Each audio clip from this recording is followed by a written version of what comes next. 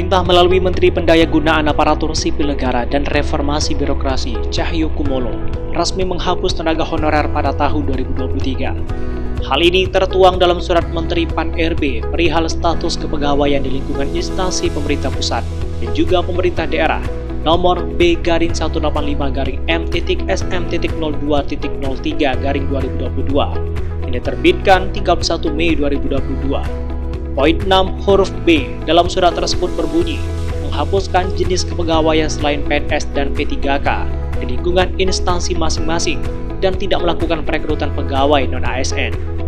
Kebijakan ini setidaknya mengancam puluhan ribu tenaga honorer di pemerintahan daerah. Di Kabupaten Bungo, sekitar 4.000 tenaga honorer bekerja di kantor pemerintahan, di sekolah, dan sebagai tenaga kesehatan. Menanggapi kebijakan ini, Ketua Badan Kehormatan DPRD Kabupaten Bungo, Saiful Bahri, mendorong pemerintah pusat untuk tidak memukul rata penghapusan tenaga honorer pada 2023 mendatang di daerah. Dia menyampaikan perlu adanya pertimbangan yang matang dari pemerintah pusat agar tidak terdampak pada kinerja pelayanan masyarakat. Menurut politisi Partai Kebangkitan Bangsa ini harus mengacu kepada peraturan pemerintah, terutama Permendagri, yang menegaskan seluruh tenaga honorer ke depannya menjadi P3K. Selain itu, ia menyinggung soal pengusulan P3K yang dinilai rancu.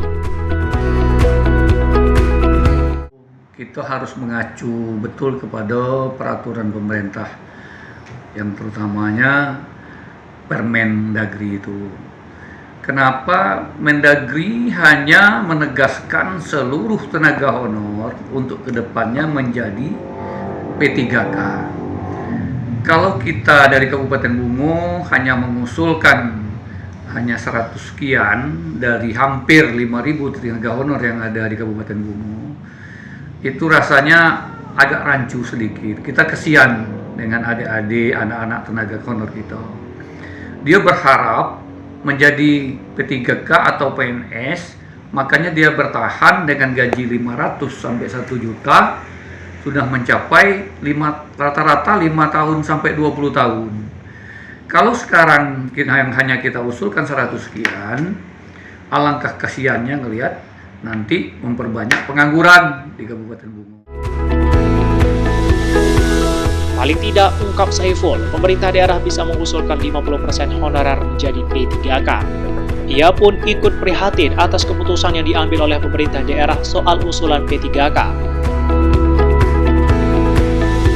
Dan kalau kita mengacu kepada gaji, yang mungkin gaji P3K-nya menyetarakan golongan 2 dan lain sebagainya, kan bisa kita hitung dari angka lebih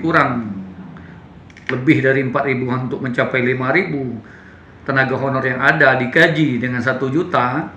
Kalau nantinya digaji 2 juta sekian, barangkali bisa kita usulkan 2.500 paling tidak, atau 2.000 ke atas lah gitu. Kalau sekarang hanya kita usulkan dengan 100 sekian orang, alangkah kasihannya. Jadi tidak ada tepat alasan itu. Saiful Bahri berharap Pemda kembali mengusulkan semua honorer diangkat menjadi P3K.